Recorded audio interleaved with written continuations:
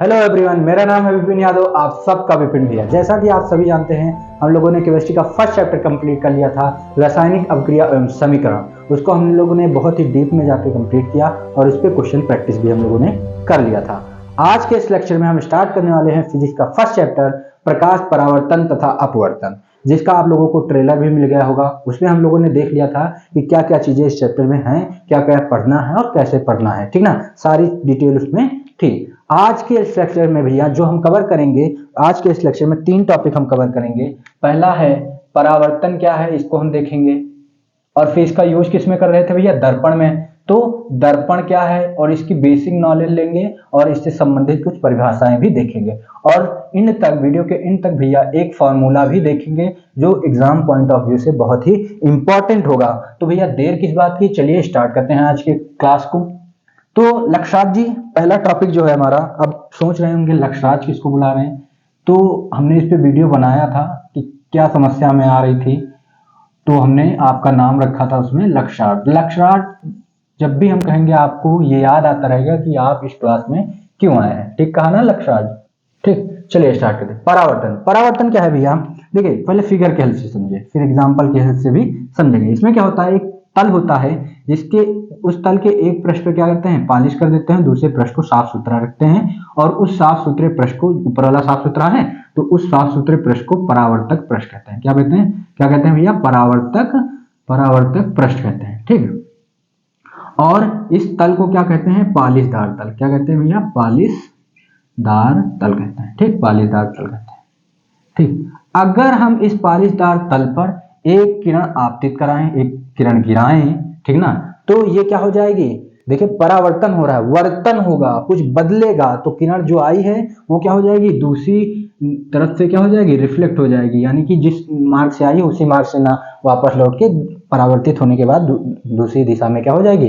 वापस लौट जाएगी। लेकिन माध्यम एक ही होगा, जिस माध्यम में ये आई है उसी माध्यम में, या दूसरी भाषा में अगर समझें तो जिस ओर से आई है उसी ओर वापस हो जाएगी। ठीक ना, उसी तरफ वापस हो जाएगी। जैसे फॉर एग्जांपल अगर हम समझाएं, जैसे क्या होता है, क्रिकेट खेलने जाते हैं और आपके दोस्त लेट हो जाते हैं आने में, तो कहीं दीवार देखते हैं बढ़िया व्हाइट पेंट की हुई, और उसी पे बॉल पटकना शुरू, उसी पे बॉल पटकेंगे सामने और कैच, पटकेंगे कैच। तो क्या हुआ, आपने उस दीवार पे मारा और क्या हुआ, तब बॉल वो क्या हुई? वापस आई आपकी तरफ। तो जिस ओर आप खड़े होकर मार रहे हैं उसी ओर वापस आ रही ना। तो ठीक वैसे यहां होगा, जिस ओर किरण आपतित होगी उसी ओर क्या हो जाएगी? परावर्तित हो जाएगी। ठीक। अब देखिए, अगर बॉल आप सीधा सीधा फेंक रहे हैं तो बॉल आपके पास सीधा सीधा आएगी। अगर बॉल आप ऐसे फेंकेंगे तो लड़ेगी, वैसे निकल जाएगी। तो वही होगा। यानी कि बॉल आप किस तरह फेंक रहे हैं, कितने एंगल पे फेंक रहे हैं, सीधा फेंक रहे हैं, टेढ़ा फेंक रहे हैं, कैसे फेंक रहे हैं, उसी हिसाब से बॉल वापस आएगी। तो ठीक वैसे ही यहां होगा। आप जितने एंगल पे जो है किरण फेंकेंगे उतने ही एंगल पे वो निकल जाएगी। और जब यहां टकराएगी तो यहाँ पे एक अभिलंब बन जाता है, उसके बाद जो है ये किरण निकलती है। तो अगर आपने आपतित किरण 30 पे फेंका है तो परावर्तित होगी 30 पे, अगर 60 पे फेंका है तो निकलने वाली किरण 60 पे ही निकलेगी। ठीक ना भैया, अगर 60 पे फेंका है तो 60 पे निकलेगी। यही है हमारा परावर्तन। आज तक आप परावर्तन करते आ रहे थे लेकिन आपको पता नहीं था। अब पता हो गया ना कि क्या होता है, एक पॉलिशदार तल पर एक किरण गिरती है और वो उसी माध्यम में, जिस माध्यम में वो गिरती है उसी माध्यम में वापस चली जाती है, और इस घटना को क्या कहते हैं? परावर्तन कहते हैं। ठीक। अब देखिए, इसमें किसका क्या नाम है वो देख लीजिए। जो किरण गिरती है इसे हम कहते हैं आपतित किरण। क्या कहते हैं भैया? आपतित किरण कहते हैं। जो किरण गिरती है उसे क्या कहते हैं? आपतित किरण। और जो रिफ्लेक्ट हो जाती है उसे क्या कहते हैं भैया? परावर्तित किरण। उसे क्या कहते हैं भैया? परावर्तित किरण। और जो ये बीच में बन रहा है ये क्या है? अभिलंब। ठीक, अभिलंब। ये सारे जो है नाम है हमारे। ठीक। अब देखिए, एंगल वाली हमने बात की थी, तो जितने एंगल पे फेंकेंगे उतने एंगल पे क्या हो जाएगी? परावर्तित हो जाएगी। तो आपतित किरण और अभिलंब के बीच जो एंगल बनेगा, जिस एंगल पे आप फेंकते हैं किरण को उसे क्या कहते हैं? आपतित किरण कहते हैं। और जिस एंगल पे फेंकेंगे उस एंगल को कहते हैं आपतन कोण। क्या कहते हैं भैया? आपतन कोण कहते हैं। ठीक, क्या कहते हैं? आपतन कोण कहते हैं। और जितने एंगल पे ये जितने एंगल पे ये परावर्तित होगी उस एंगल को कहते हैं, आर से डिनोट करते हैं, और उसे कहते हैं परावर्तन कोण। क्या कहते हैं भैया? परावर्तन कोण कहते हैं। ठीक, क्या कहते हैं? परावर्तन कोण कहते हैं। ठीक। ये सारी चीजें जो है परावर्तन में होती हैं। सारी चीजें पता हो गई। अब अगर आप डिफिनेशन बनाना चाहें लक्षार्थ, तो इतना कठिन नहीं है डिफिनेशन बनाना, आप खुद बना सकते हैं। कैसे कि जब किसी पालिशदार तल पर एक किरण आपतित होती है तो वह टकराकर या परावर्तन के पश्चात उसी माध्यम में, जैसे आपने सामने से बॉल फेंका दीवार पे, तो दीवार जिधर आप खड़े होकर दीवार पे मार रहे हैं उधर ही वापस आएगी ना, तो किरण भी जिस तल पे गिरती है उसी माध्यम में क्या हो जाएगी, वापस हो जाएगी। तो क्या होगी, परावर्तित हो जाती है, और इस घटना को क्या कहते हैं, परावर्तन कहते हैं। रही बात नोट्स की, तो आप हमारे टेलीग्राम चैनल को ज्वाइन कर लीजिए, वहां पर आपको हैंड रिटन नोट्स पीडीएफ के रूप में मिल जाएंगे। ठीक, तो नोट्स की चिंता बिल्कुल ना करें, आपके नोट्स बिल्कुल तैयार हो जाएंगे। चीजों को समझना, देखें मैं समझने और समझाने पे ज्यादा फोकस करता हूँ, लिखने और रटने पे इतना नहीं। अगर आप समझ गए तो आप खुद ही लिख लेंगे, उसमें कोई इतनी बड़ी बात नहीं। अगर रही बात नोट्स की, तो आप टेलीग्राम चैनल पे जाके वहां ले सकते हैं। ठीक, ये था परावर्तन।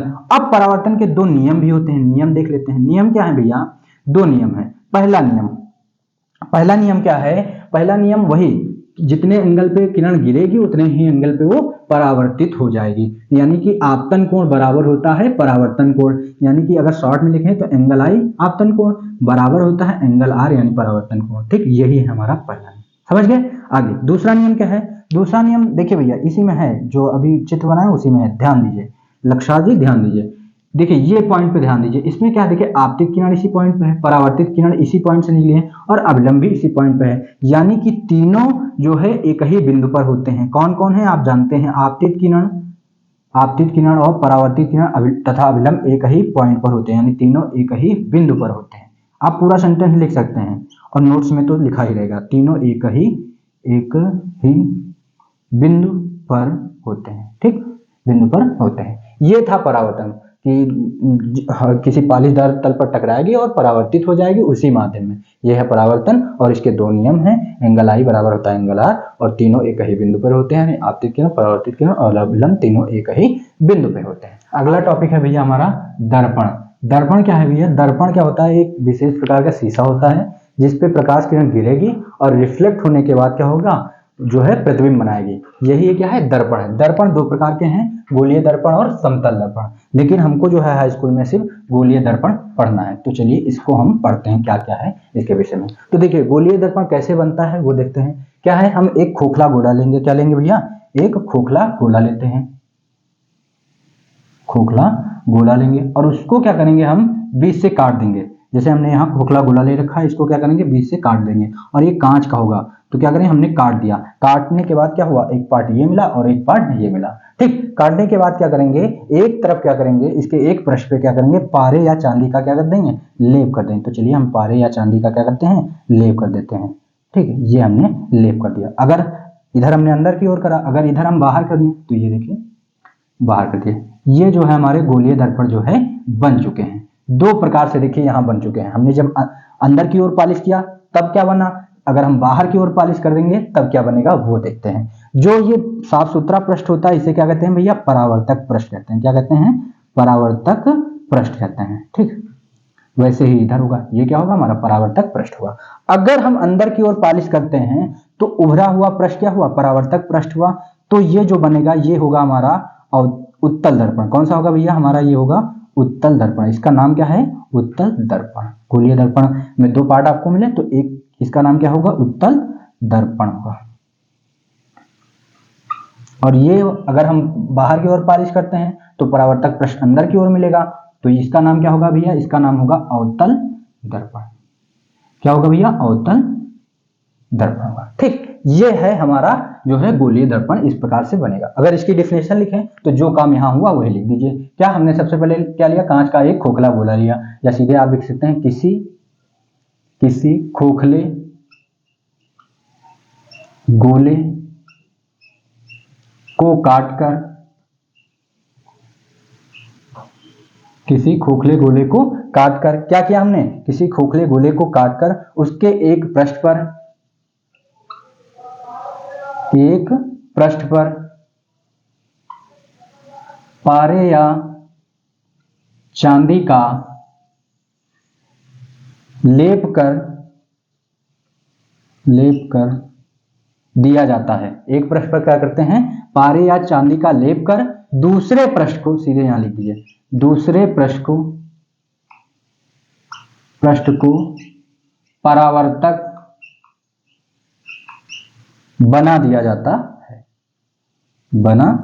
जाता है। इस प्रकार जो है हमारा गोलीय दर्पण तैयार होता है। ठीक, समझ में आया ना? क्या है, एक खोखला गोला लेते हैं, उसको काट देते हैं, काटने के बाद उसके एक पृष्ठ पर पारी या चांदी का लेप कर देते हैं, दूसरे पृष्ठ को परावर्तक बना दिया जाता है। इस प्रकार से हमारा गोलीय दर्पण तैयार हो जाता है। और टोटल हमको दो प्रकार के गोलीय दर्पण मिलते हैं, उत्तल दर्पण और अवतल दर्पण। उत्तल दर्पण क्या है, ये थोड़ा अकड़ू टाइप का है, ये सीना तान के खड़ा रहता है, झुकता नहीं किसी के सामने। तो क्या है, इसका परावर्तक पृष्ठ कैसा होगा, उभरा हुआ। और ये जो है एक सज्जन व्यक्ति, सीधा साधा व्यक्ति, अवतल दर्पण जो थोड़ा नर्म रहता है, तो इसका जो परावर्तक पृष्ठ होता है वो क्या होगा, दबा हुआ होगा। ठीक ना? तो गोलीय दर्पण क्या है और उसके दो बेटे कौन से हैं हमने जान लिया। अब आगे बढ़ते हैं दर्पण की छोटी छोटी डिफिनेशन, आगे बढ़ते हैं और देखते हैं भैया गोलीय दर्पण से संबंधित परिभाषाएं। क्या देखते हैं भैया, गोलीय दर्पण से संबंधित परिभाषाएं। ठीक, तो यहां लिख देते हैं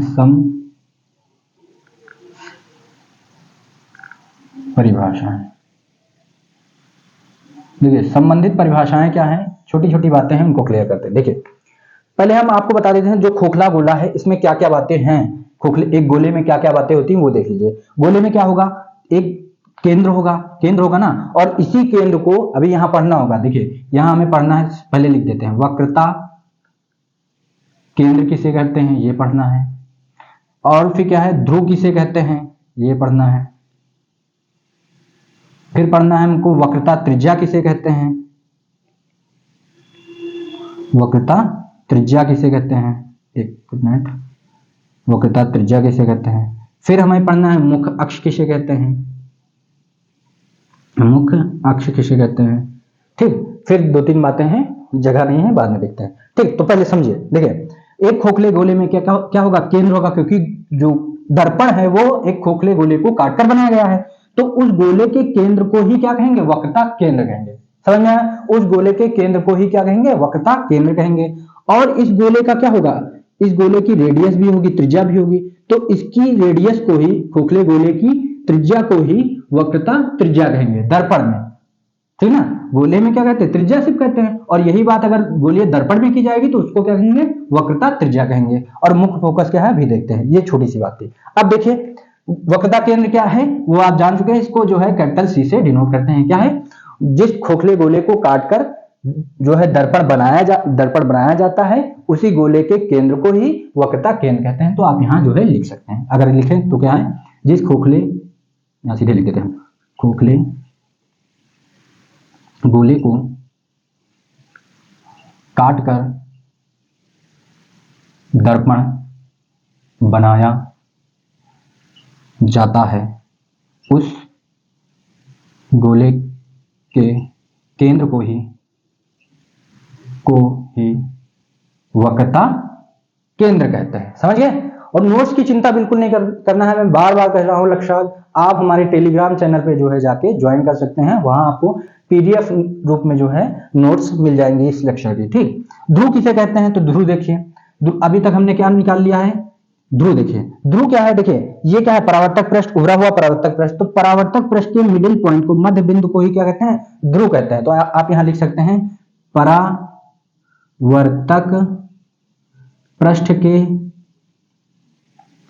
मध्य बिंदु को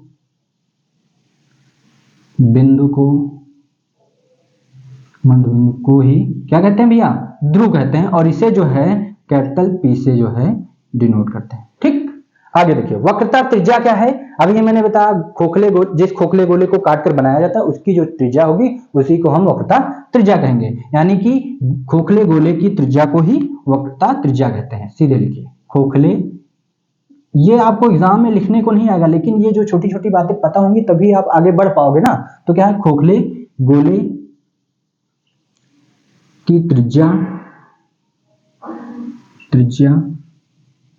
को ही वक्रता त्रिज्या कहते हैं। ठीक, आगे बढ़ते हैं। अगला क्या है, मुख्य अक्ष। अब इनको लिखेंगे कैसे दर्पण में वो भी देखते हैं। चलिए, जैसे क्या है, अगर हम अंदर दर्पण बनाए तो अंदर की ओर पालिश का कौन बनेगा, उत्तल दर्पण सीना तान के खड़ा है। और अभी तक हमने क्या निकाला भैया, ध्रुव निकाल चुका है। परावर्तक पृष्ठ के मध्य बिंदु को पी से डिनोट करते हैं। और सी निकाल चुके हैं, और क्या है, रेडियस निकाल चुके हैं। तो पी और दूसरी भाषा में आप कह सकते हैं ध्रुव पी और सी के बीच की दूरी को ही क्या कहते हैं, वक्रता त्रिज्या कहते हैं, या और भाषा में गोले की त्रिज्या को ही वक्रता। दोनों तरह से आप कह सकते हैं। आपको ये पता होनी चाहिए चीजें कहाँ हैं और कैसे होती हैं, बस इतना बहुत है। अगर उत्तल में यही चीज उत्तल में हो चुका है, अगर अवतल में करें तो वही बात होगी। यहाँ क्या हो जाएगा, पी हो जाएगा परावर्तक पृष्ठ। इसमें पालिश कहाँ होगा, बाहर की ओर होगा, क्योंकि अवतल है सीधा साधा, इसका परावर्तक पृष्ठ दबा हुआ होता है, ठीक। और वक्रता केंद्र सी उधर ही लिखा जाएगा जिधर से गोला पूरा होगा। तो गोला क्या है, ऐसे ऐसे डॉट लें तो देखिए इधर से पूरा होगा तो सी इधर लिखा जाएगा, ठीक। ऐसे है। मुख्य अक्ष क्या है, मुख्य अक्ष भैया क्या है, बहुत ही सिंपल है। क्या है, अगर हम दर्पण दोनों बनाए तो देखिए, बनाया, इसको बाहर अंदर की ओर पालिश किया, उत्तल बन गया, बाहर की ओर पालिश किया, अवतल बन गया ना। और जो हमको चीजें मिली है वो अगर लिखें तो ये पी हो गया और ये सी हो गया। एक मिनट, अभी आगे कहाँ बढ़ा रहे हो, ठीक। और ये पी हो गया और ये सी हो गया। मुख्य फोकस बताना है ना, तो मुख्य फोकस सीधी से है भैया, पी और सी, यानी कि ध्रुव और वक्रता केंद्र से होकर जाने वाली सीधी रेखा को, वक्रता केंद्र और ध्रुव से होकर जाने वाली सीधी रेखा को ही क्या कहते हैं, मुख्य अक्ष कहते हैं। क्या कहते हैं भैया, मुख्य अक्ष कहते हैं, मुख्य अक्ष कहते हैं। कहां से जाती है भैया, वक्रता केंद्र और ध्रुव से होकर जाने वाली सीधी रेखा को ही क्या कहते हैं, मुख्य अक्ष कहते हैं। ये छोटी छोटी बातें थी। कहां कैसे क्या लिखा जाएगा वो बहुत इंपॉर्टेंट है दर्पण में, ठीक ना। डिफिनेशन आपको एग्जाम में लिखने को नहीं आएंगी, बस आपको जो है चीजें पता होनी चाहिए, ठीक। आगे बढ़ते हैं, थोड़ा ये साफ कर देते, बहुत ज्यादा जगह है नहीं। आगे ये समझ में आ गया ना लक्ष्यार्थ। नोट्स की चिंता मत करो, नोट्स आपको मिल जाएंगे, ठीक। आगे बढ़े, आगे क्या पढ़ना है भैया, आगे हमको पढ़ना है मुख्य फोकस किसे कहते हैं। क्या पढ़ना है भैया, मुख्य फोकस किसे कहते हैं। देखिए, मुख्य फोकस, मुख्य फोकस।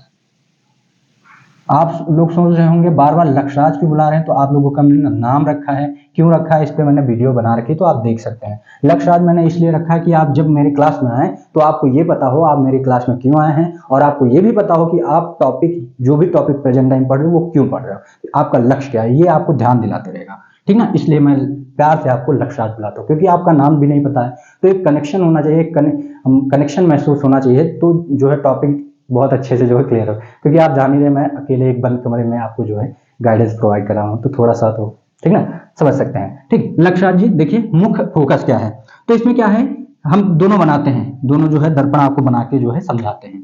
पहले देखिए, हमने बनाया, अंदर की ओर पालिश किया तो कौन बन गया, उत्तल, सीना तान के खड़ा, बाहर की ओर परावर्तक पृष्ठ।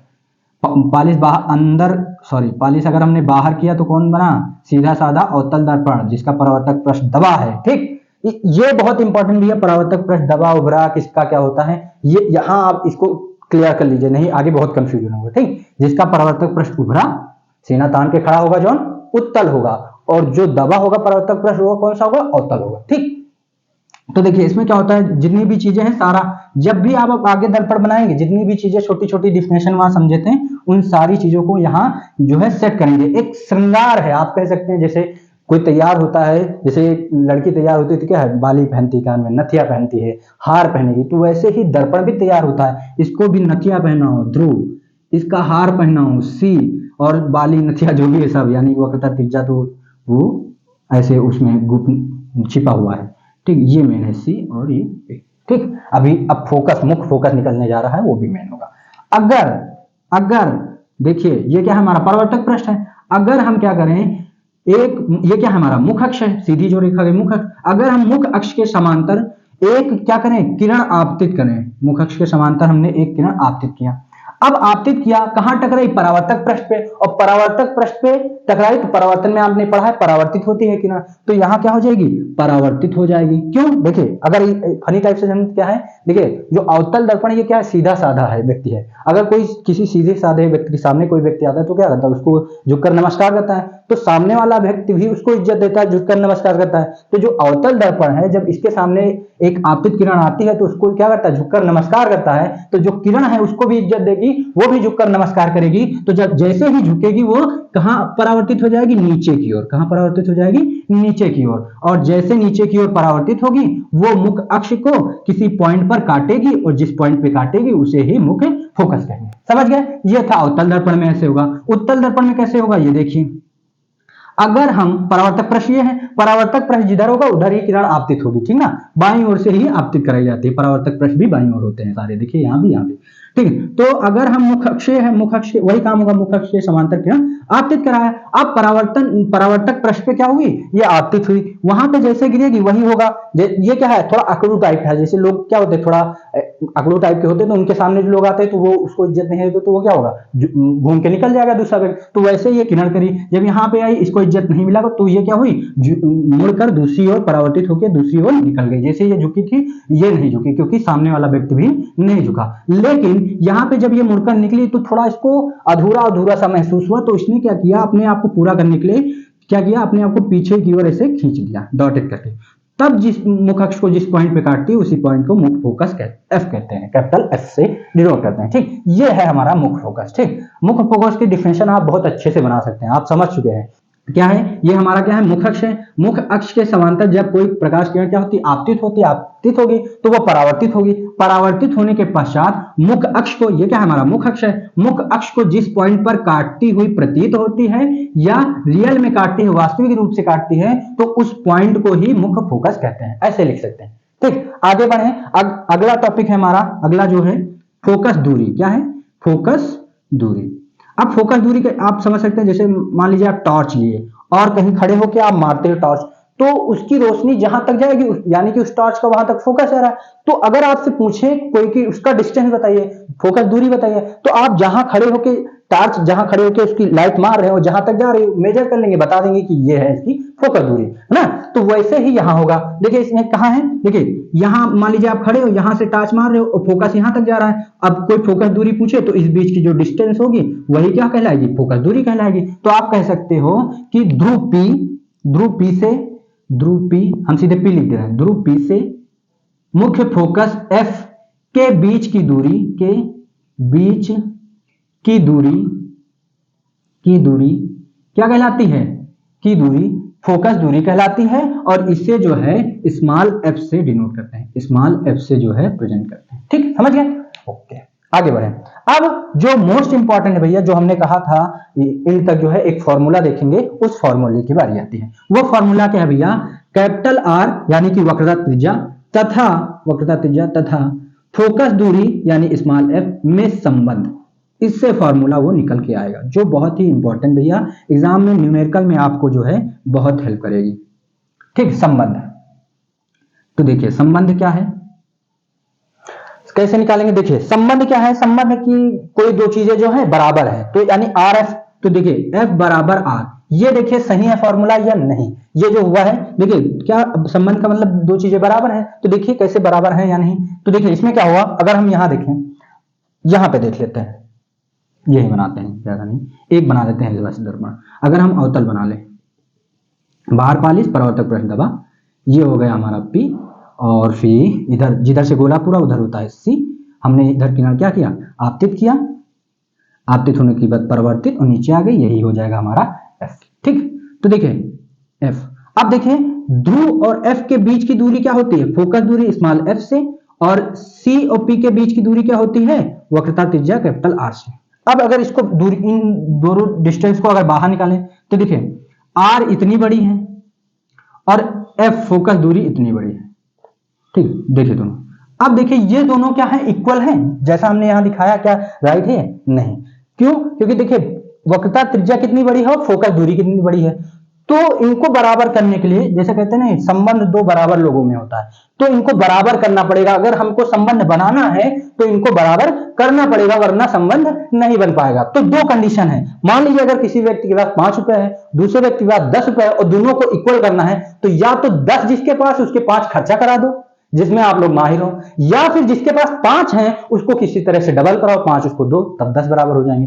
तो अगर हम इसमें, ये बहुत आसान है, किसी चीज के खर्चा करा दो, तो क्या करें, अगर हम वक्रता त्रिज्या को आधा कर दें, काट दें, तो देखिए एफ बराबर हो जाएगा। यानी कि अगर हम इसको आधा कर दें, तो देखिए आर जहां है वहां आधा कर दीजिए, बस ये फॉर्मूला जो है हमारा बन गया। अगर इसी से दूसरा फॉर्मूला बना है तो हम कर सकते हैं, अगर 2 का क्रॉस मल्टीप्लाई कर दें तो हो जाएगा 2f, और बराबर ये r हो जाएगा, या r बराबर क्या हो जाएगा हमारा 2f हो जाएगा। दूसरा फॉर्मूला मेन ये आप याद रखिए, इससे जो दूसरा फॉर्मूला बना है आप निकाल सकते हैं। ये क्या है, बहुत हेल्प करेगा आपको न्यूमेरिकल में, ये एग्जाम पॉइंट ऑफ व्यू से भैया बहुत ही इंपॉर्टेंट है। ठीक, ये अभी 2-3 फॉर्मूले और पढ़ेंगे तो उसमें बहुत हेल्प करेगा। आर और एफ की वैल्यू निकाल के वहां पुट करेंगे और बहुत ही अच्छे से जो है वो न्यूमेरिकल सॉल्व कर सकते हैं, लेकिन ये आपको ध्यान में रखना पड़ेगा। तो इस प्रकार से हमने देख लिया कि परावर्तन क्या है, दर्पण क्या है। दर्पण दो प्रकार, गोलीय दर्पण और समतल दर्पण। और समतल दर्पण हमें पढ़ना नहीं, हमें गोलीय दर्पण पढ़ना है। तो गोलीय दर्पण से संबंधित परिभाषा है और गोलीय दर्पण कैसे क्या बनता है, कितने उसके बेटे हैं, सब कुछ हमने देख लिया है। तो इस प्रकार से हमने बहुत अच्छे से आज की क्लास कंप्लीट की है। अगले क्लास में जो है हम देखेंगे भैया कि प्रतिबिंब बनने के रूल कितने हैं, कैसे क्या प्रतिबिंब बनते हैं, या फिर हम ये देख सकते हैं कि दर्पण के बेटे और उनके क्या जो है उनके बारे में जान सकते हैं कि अभी हमने यही देखा ना कि उत्तल और अवतल है, इसके बारे में कहा जाना। तो अगले लेक्चर में हम इसी पे जानेंगे उत्तल और अवतल क्या है। अब पूरा ट्रिप पसीने से भीग चुके हैं, बस आप लोगों से यही एक गुजारिश है कि देखिए हम तो आपको मोटिवेट कर देंगे, हमको भी मोटिवेशन चाहिए, तो हमको आप करेंगे। वो कैसे करेंगे कि जो भी हम यहाँ पे बना रहे हैं, जो भी मेहनत कर रहे हैं, इस पसीने में भीग रहे हैं, वो आप ही लोगों के लिए कर रहे हैं। तो जो है ज्यादा से ज्यादा लोगों तक जो है हमारी वीडियो शेयर कीजिए और ज्यादा से ज्यादा लोगों को जोड़िए, अपने छोटे से फैमिली को बड़ा कीजिए, जिससे हम भी मोटिवेट होंगे, कुछ और बेहतर करने का हमको प्रेरणा मिलेगी। तो मिलते हैं भैया अगले लेक्चर में।